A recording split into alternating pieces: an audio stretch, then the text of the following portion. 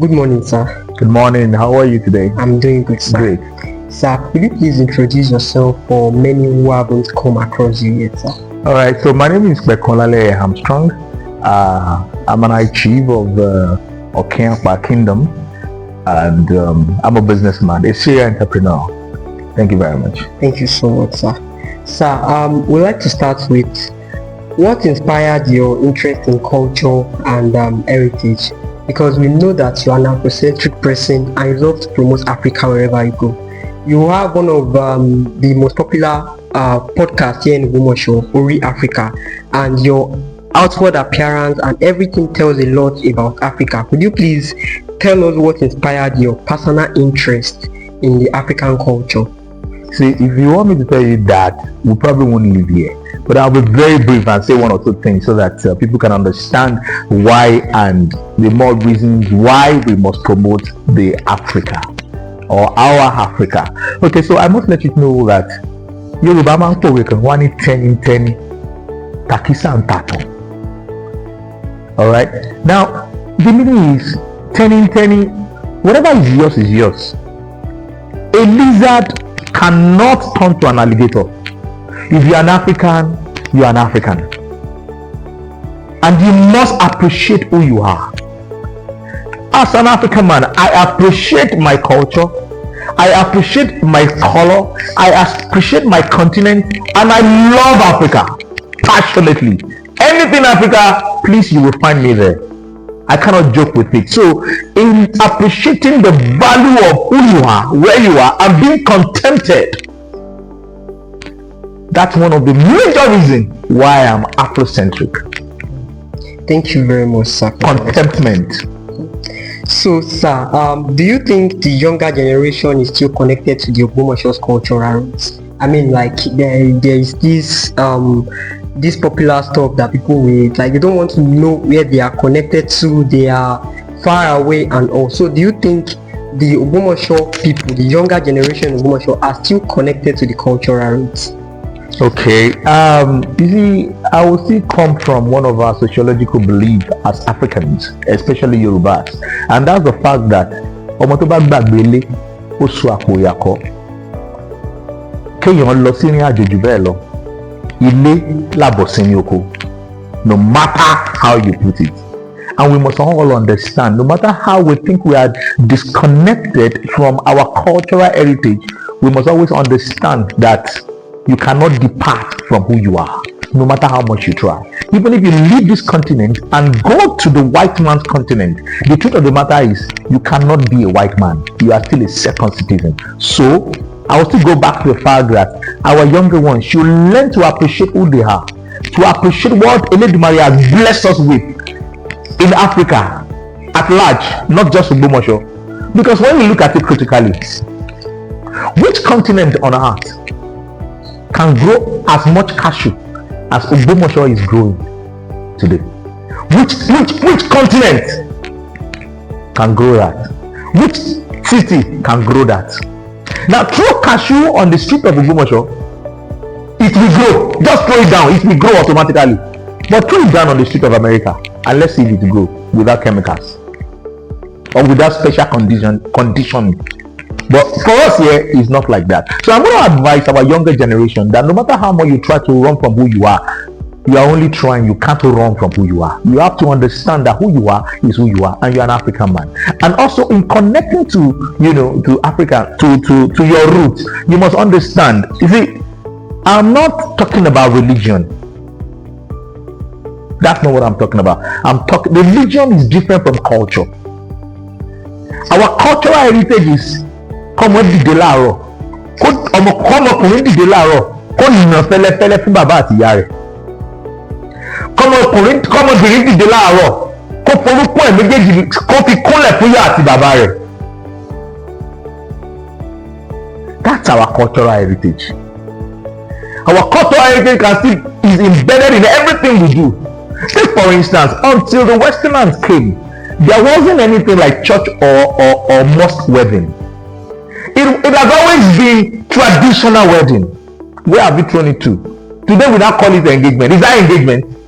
Is our traditional wedding engagement? It's not engagement. It's our traditional wedding, it's our cultural wedding, and that is the only wedding approved by Africans. I'm not saying your pastor should not pray for you. Please go to church, let your pastor pray for you. I'm not saying your imam should not pray for you. Go to mosque, let your imam pray for you. But understand that the moment an African father in traditional wedding perform all the traditional rites and hand over their daughter to the man, he's married, and accredited married. Now, one of the things that happens is we need to understand history. The reason for court wedding and maybe church or mosque wedding, and especially court wedding, is because the government wants to generate fund, tax. But today we have forgotten the reason for it. We think that is the proper and we think that is the most adequate. Or, if you have done that, you don't even need to do your traditional wedding and all, what have you. But I'm telling you today, if you have not done your traditional wedding as an African couple, you are not married. Look at our naming ceremonies. It has become something else. When an African man is naming his or her child, some of the ingredients you find on the table is honey, you find kola nut, you find bitter kola, you find salt, you find ireke and several others. And when an African man wants to pray, they'll say, who doesn't want that kind of a prayer as an African child? Why will an African father or mother wakes up in the morning and your son or your daughter kneels or prostrate for you to greet you, and the only thing you can say is good morning? What is that? Ibo ni ìyá fi àdúrà sí, ibo ni bàbá fi ìwé sí. Tọmọ bá jí láàárọ̀ tó bá nà fẹ́lẹ́fẹ́lẹ́ fún bàbá, the next thing what is expected is yóò dára fún ọ, ó ṣoríire o, ọ̀nà ó là fún ọ, àwọn alálẹ̀ gbé ọ o, ó rí bá ti ṣe o, orí ẹ̀ ń kànkè o. That is our culture. You know that's different from religion. That is our culture. Everyone is entitled to his own religious belief. I don't have a problem with that. I am a Christian, but I'm an African man. All right. Did I answer your question? Yes, sir. Thank you very much. Sir. So in tandem to that, sir, for those who may not know, what actually brought about the Ogbomoso Cradles Carnival? Like, what is Ogbomoso Cradles Carnival? Very simple. It is His Imperial Majesty, the Shaun of Ogbomoso land, Oba Gandhi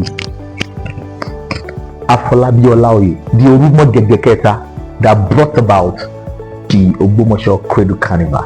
And Ogbomoso Cradle Carnival is part of KBS's 25 years agenda. It's just one of it. Some other part of it are the economic summit that we saw recently, the educational summit, security, and what have you. So Cradle Carnival is just one of it that at the end of the year, let us all come together after we have done economic summit, after we have done security summit, after we have done education, after we have done this, we have done that. Let us all now come together and celebrate ourselves and celebrate our culture. Let's entertain ourselves. Let it be a time of merriment when everybody will return back home. Remember I said earlier, no matter how far you go in life, an African man, it is embedded in us. That what? So Cradle Carnival, beautiful. Yeah. And thank you, Kabesi. Yes, sir. Thank you, sir. So we've been seeing it all around, like in the city, on billboards, radio adverts, social media, and all. So what should people expect from this year's Cradle Carnival? So, very simple. See, when people are gathered and there is a community, one of the things that happens is the algorithm changes. The atmosphere is different. A lot of things begins to happen. Part of it is there is economic relationship. So people must understand that it's not just for prosperity. You must understand how to connect to things that are being created. An atmosphere has been created already. Whether you like it or not, Ogbomoso is the next big city to happen. And that is true. With the kind of leadership we have now in Ogbomoso and its environment, Ogbomoso is the next big thing to happen. Now, somebody was speaking recently in one of the crusades in Ogbomoso, and he said that very soon, the way Ogbomoso is going economically, people will be living in Ibadan and be working in Ogbomoso. People will leave Lagos and come to Ogbomoso to come and work. And I can bet you that's the truth. Right now in Ogbomoso, from Wednesday, Thursday, any good hotel is fully booked. Right now in Ogbomoso, property value is increasing. Now the entry point now is the entry point now is easier. The cost of entry right now is cheaper. So so some of the things that this 25 years agenda of KBC is creating is that enter now before it goes up, because it will definitely goes up. So it is better for us to understand that this cradle carnival, alata, elekwata, olobiata, oloiwata, onioteata, olonjiata, I mean, economy will boom. A lot of money will flow into Ogbomoso. So let everyone position themselves to take advantage of this thing. But please do not dupe people. Do not take undue advantage of people. Let us be welcoming as we have always been. Ogbomoso, we are welcoming people. We welcome strangers, and strangers welcomes us. Thank you. Yes, sir. Thank you, sir. So the next question is, what message do you want, particularly the younger generations, to take away from this Cradles edition in 2025? Number one, our passion. Please let the younger generation take it away. I mean, let them take advantage of it to learn what Ogbomoso and Yoruba passion is all about. It's really good. Now, by the time you see the display and array of colors on that day, you will be proud to be an African man, an Ogbomoso man, a Yoruba man. When you see people dressed in Ashoke, in damask, in Agbada, in Opi, and all that, using their beads, their costumes, and all of that. I mean, what occasion do you want to go to anywhere in the world that you cannot wear that? And people will look at you twice that, man, this is elegant. So let our younger generation please take that from it. Especially in Yomobirinwa.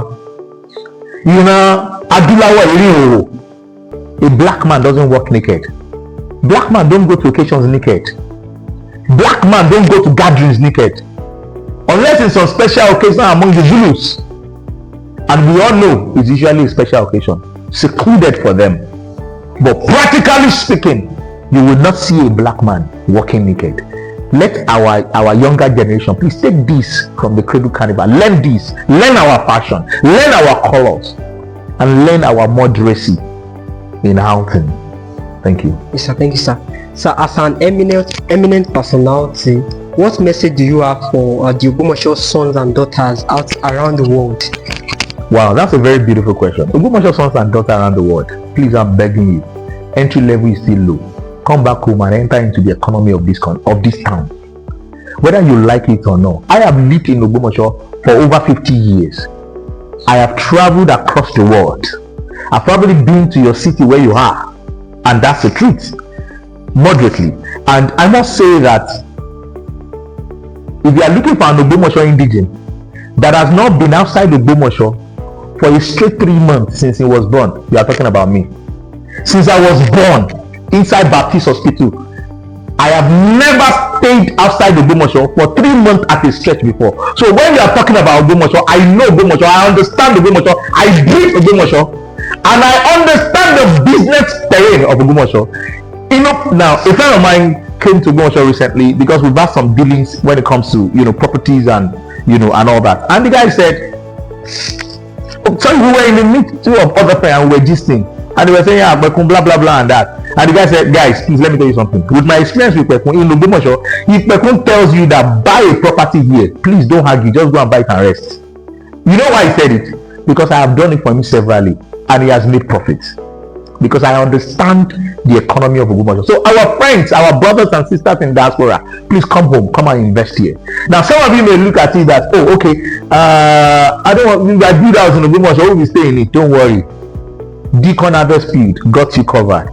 I'm a personal partner in Deacon Harvest Field, and we have beautiful products for you that you can take advantage of. Okay, because right now at Deacon Harvest Field we have a 6-story duplexes, standalone. It's not even there, it's standalone duplexes that you can key into, buy it, invest in it, Now, it will be used for you as chocolate throughout the year. Anytime you are coming home and you need to use it, then there'll be nobody in it. That's business. So it's not that you just build a house that you will not be able to use, and we are managing it for you. So that alone is an investment that some of our friends in the diaspora should key into. We got you covered at Duke on Harvest Field. All right, thank you. Yes, sir, thank you. And that takes us to our last question. So, sir, if you could describe Ogbomoso with just one word, what would it be, or sentence? Ogbomoso is an emerging economy that every wise investor should invest in. Ogbomoso people, I'm a student of history and I know very well that Ogbomoso people are predominantly traders and some farmers. We are predominantly traders and some farmers, and that is why you find Ogbomoso people everywhere in the world. But remember, let's develop this place together. Thank you very much, sir. You're welcome.